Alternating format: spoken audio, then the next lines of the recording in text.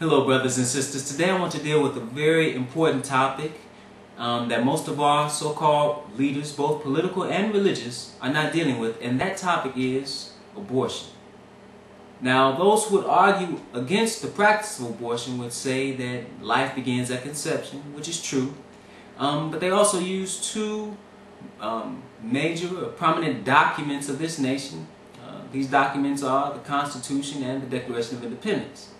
In its preamble, the Constitution states the purpose of this document, and it says that it is to secure the blessings of liberty to ourselves and our posterity. Now, it is implied that posterity refers to future generations, children. All right? The Constitution is the highest law of the land. However, I'm really not concerned so much with the Constitution because I know there is a higher or divine law, and that is the law of God. Also, in the Declaration of Independence, you have the famous words of Thomas Jefferson. He wrote that we hold these truths to be self-evident, that all men are created equal, that all are endowed by their Creator with certain unalienable rights, that among these are life, liberty, and the pursuit of happiness. Okay?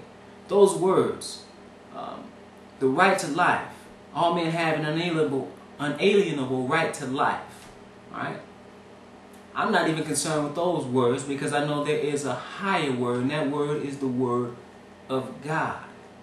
And if you believe in this divine law, and if you believe in this word of God, you cannot justify or believe in the practice of abortion. Alright? Abortion is murder. That's what it is. It's straight up murder.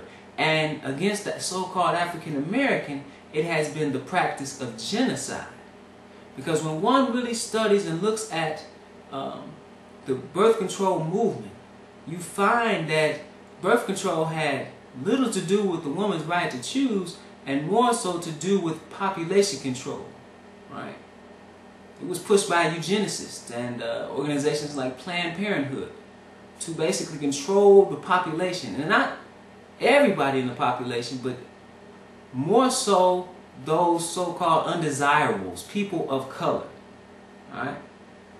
This is who they targeted. Abortion is murder. Alright? Some would argue that a woman has a right to privacy and therefore can end the life that is growing in her womb. This is a reprobate mindset to kill what is the creation of God.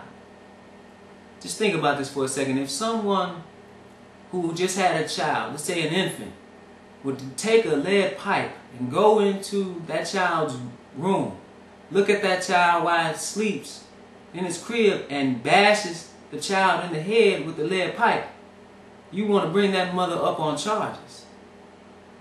That's inhumane. That's sickening, and it is.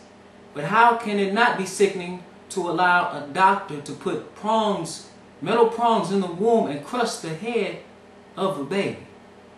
See, that is also inhumane. And it is also sick. It is murder. But I want to go over some scriptures, okay, and relate this to the Bible, because all the words I read earlier about in the Constitution and the Declaration of Independence, they don't compare. They are not as profound as "Thou shalt not kill." Okay, and we're going to look at some other words. Okay, the words of God. All right, we start in Genesis 1 and verse 26. Okay, and find out what was the first commandment given to man. Genesis 1 and 26 reads, "And God said, Let us make man in our image, after our likeness, and let them have dominion over the fish of the sea, and over the fowl of the air, and over the cattle, and over all the earth, and over every creeping thing that creepeth upon the earth." Verse 27, "So God created man in his own image. In the image of God created he him, male and female created he them." So we were made in the image and the likeness of God. Okay? 28 reads, "And God blessed them, and God said unto them," now this is the first commandment given to men. We're in Genesis 1. A commandment is anything uttered out of the mouth of God. That's a commandment. He says, "Be fruitful and multiply, and replenish the earth, and subdue it, and have dominion over the fish of the sea, and over the fowl of the air, and over every living thing that moveth upon the earth." See, he commanded us to be fruitful and multiply.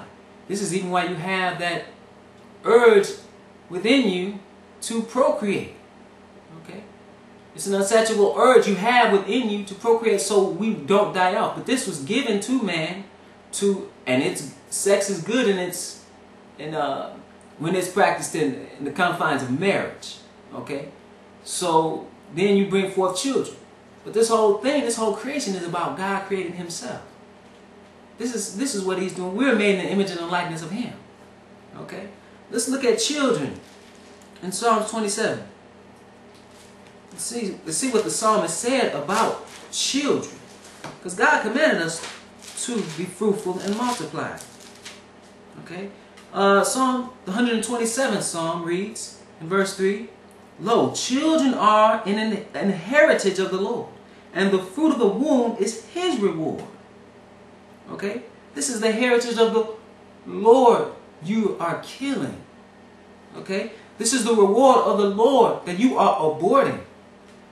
Verse 4, As arrows on the hand of a mighty man, so are children of the youth. Happy is the man that hath his quiver full of them.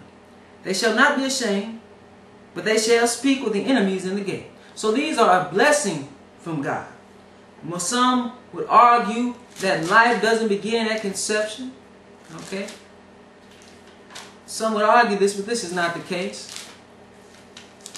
And what people need to realize is that God has everything to do with you being here on this earth. That you being here on this planet. Even when you were in the womb.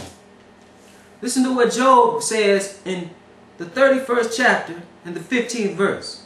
He says, Did not he that made me in the womb make him? And did not one fashion us in the womb? This is what Job was saying when he was trying to justify himself. But we find something here.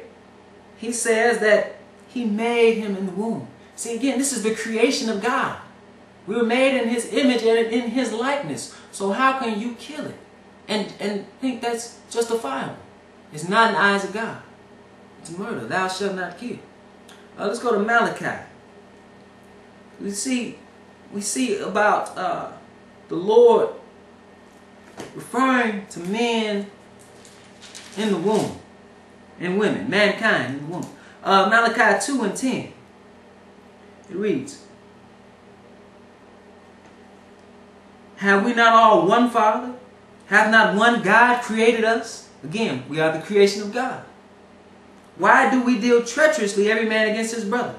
By profaning the covenant of our fathers. See, we are formed by God in the creation of God, in the creation of man. After he made him from the dust of the ground and breathed into his nostrils the breath of life, and he became a living soul, he put what was inside man for him to, and inside woman, to procreate and reproduce. Okay? We are the creation of God. So how can you kill it and say it's okay?